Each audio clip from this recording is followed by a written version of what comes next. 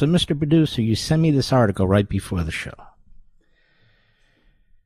from a website that is sort of the Media Matters wannabe site, filled with reprobates, morons, and their ilk. And so now I have to make a decision. Do I address Chatsworth Osborne Jr., as Rush called him, or do I wait? I'm grinding my teeth, biting the bit, to address Chatsworth Osborne Jr.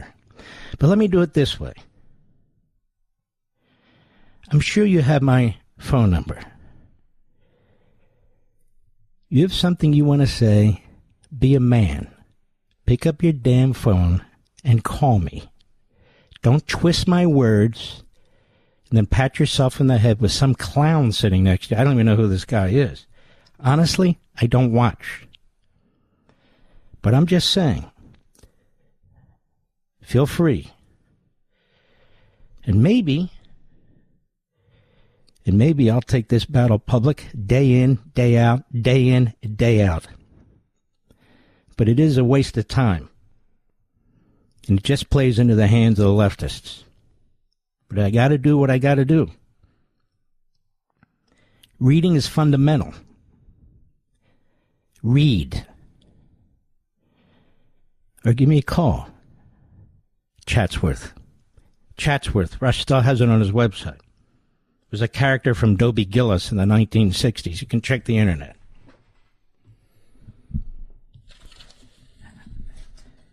Mr. Producer says, no, don't. I'm telling you, I'm ready to roll. I really am, but I'm going to hold back right now. And you guys at media, you're disgusting. You just disgust. You exist to do stupid stuff with stupid headlines, then to get suckers who are hooked on it, regurgitate it. But it's important that people learn how to read. It's important that they learn how to reason. And so we're more than happy. You got my number, pal. Pick up your damn phone and call it. Now, let me move on. First of all, I want to thank you folks. This book, On Power, is in the top 100 on Amazon. And I spoke about it for about 30, 40 minutes yesterday. And you are patriotic, intelligent, smart people. That's what you are. That's why you're here. That's why you watch the Fox show. That's why you watch the Blaze show.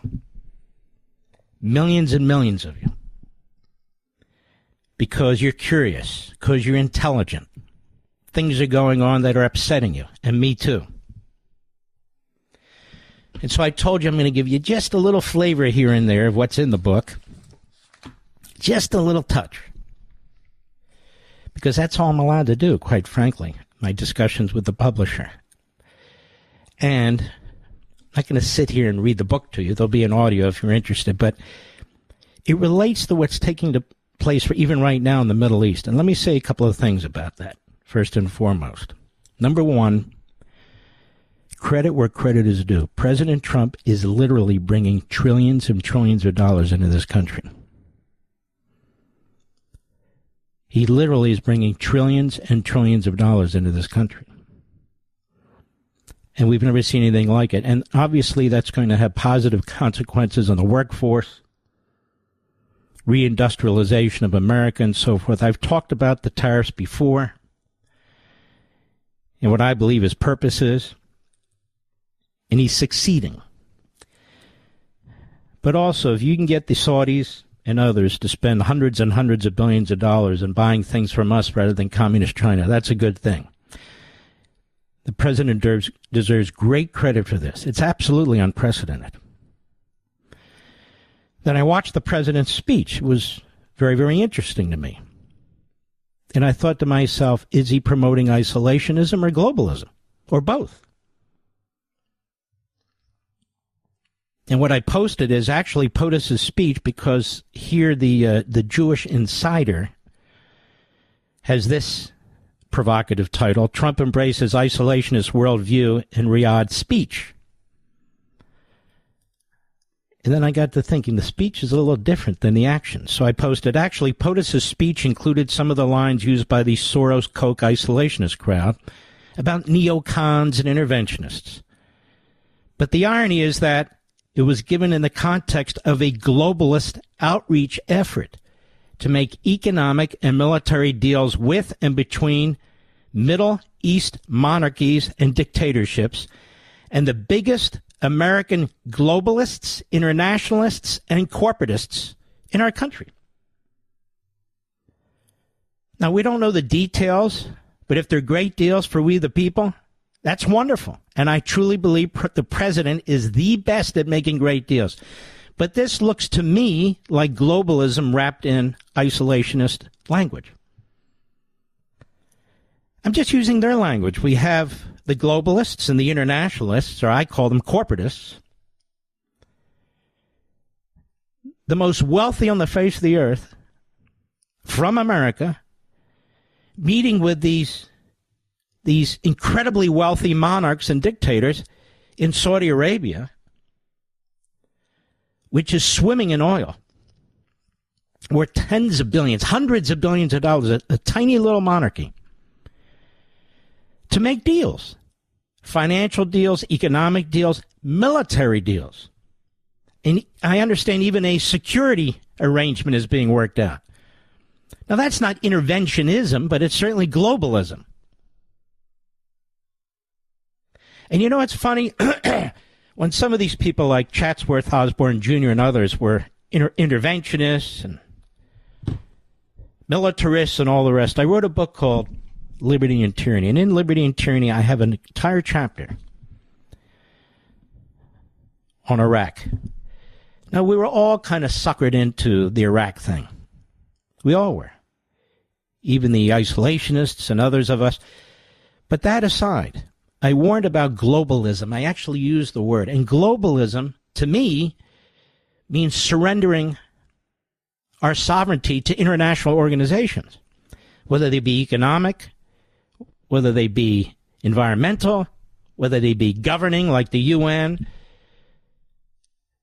because these organizations are the opposite of representative government. They're the opposite of the consent of the government. You and I have no say in any of these international organizations, or what I call these globalist institutions. We have no say in them whatsoever. So I reject it. And I reject it before most people reject it. But I reject it. Now, that doesn't mean you shouldn't be involved in the international scene, but a lot of these people with podcasts and subscription platforms, they aren't clear or precise about what they're talking about. They commingle words. They throw around slogans like neocon. You know what a neocon is historically? A neocon is a person in the 50s and 60s that was sort of a moderate Democrat, much like Tucker's father, I believe, but a moderate Democrat who say, wait a minute, the Democrat Party's gone left-wing nuts, and the Soviet Union's on the rise. And so they reconsidered their associations, they reconsidered their viewpoints, and they moved away from that. Rightly so. Like Gene Kirkpatrick, who was a genius, brilliant. A professor at Georgetown who Reagan appointed as his national security advisor. As his ambassador to the United Nations. And he appointed Democrats like that throughout his administration. Those were the neocons, neoconservatives. That's the best definition there is for that, because there's really no specific definition, but that's who they basically were. So it has absolutely no relevance to today. They throw this term around. I've been subjected to it. Others have been subjected to it. Maybe not Chatsworth, but others, as a pejorative for Jew. Or Israel firsters, or something like that. They know they're doing it. We know they're doing it. And many of them are open about it. And so when you use that phrase, especially when you're Jewish, you're an idiot. You don't even know what you're saying. Other people use it. They're not idiots. They actually know what they're saying. But that's not my point. My point is different than that. Let me read a little to you from On Power. And this is from the middle of chapter 3 on negative power. America, like much of the West, was born from the fusion of faith and enlightenment. And I spent a lot of time explaining the faith aspect of it, the enlightenment aspect of it, and so forth. I actually wrote that months and months and months ago, but it's something that's very important, I think. As such, while faith is distinct from government, the latter being the organization of law by and through man-made institutions, the fusion of which I speak informed the authors of America's Declaration and Constitution on the prudent and humane order of government affairs. Again, I explained that at length, but I'm not going to read that. Here's what I want to get to. By contrast, for example, political Islam, as Dr. Zuhdi Jasser, a prominent Muslim scholar, founder of the American Islamic Forum for Democracy, and a leader in the Muslim reform movement, refers to it, among others, seeks the centralized control. Think about these terrorist organizations and their ilk. Think about Qatar as a perfect example. Seeks the centralized control over mind, body, society, and government. He explains, and I quote him, Islam has yet to go through an enlightenment and reform against theocracy and for individual liberty and universal human rights. The dominant establishment of the Muslim community in the West and abroad supports Islamism and its believers, the Islamists. Like theocrats, Islamists and their sympathizers see faith as monolithic and do not tolerate diversity of interpretation. Now, recounting his days in college, Jasser explains that Muslim campus groups promoted a form of Muslim identity that, quote, wasn't about faith, but rather about their political agenda, and especially their anti-Israel motives, their anti-Semitism, and was pretty much dominated by the Palestinian movement. Now, of course, he's a Muslim, and there are incredible, massive numbers of Muslims who do not agree with the Islamists or the jihadists, and many of them are killed in the Middle East. They're slaughtered. Jasser argues that the people of the Muslim faith deserve much better than this. He notes that the vast majority of Muslims are still a constituency that are not spoken for by anybody. Got that? And I agree with that. Hopefully, we can grow our bandwidth to do that. Very, very important points by Jasser. Now, Alexis de Tocqueville, in Democracy in America's 2 volumes, he put it this way. Muhammad professed to derive from heaven.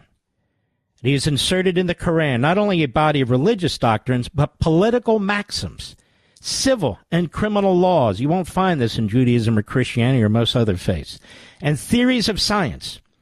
The gospel, on the contrary, only speaks of the general relationship of men to God and to each other, beyond which it inculcates and imposes no point of faith. Indeed, in America today, Jasser notes that Muslim Brotherhood legacy groups like the Council on American Islamic Relations, Islamic Society of North America, Islamic Circle of North America, Muslim Students Association, Muslim Public Affairs Council do not accept that devout Muslims exist who reject their ideas. Now, this is very important. This is from On Power. You can get it at Amazon.com or on any of my social sites.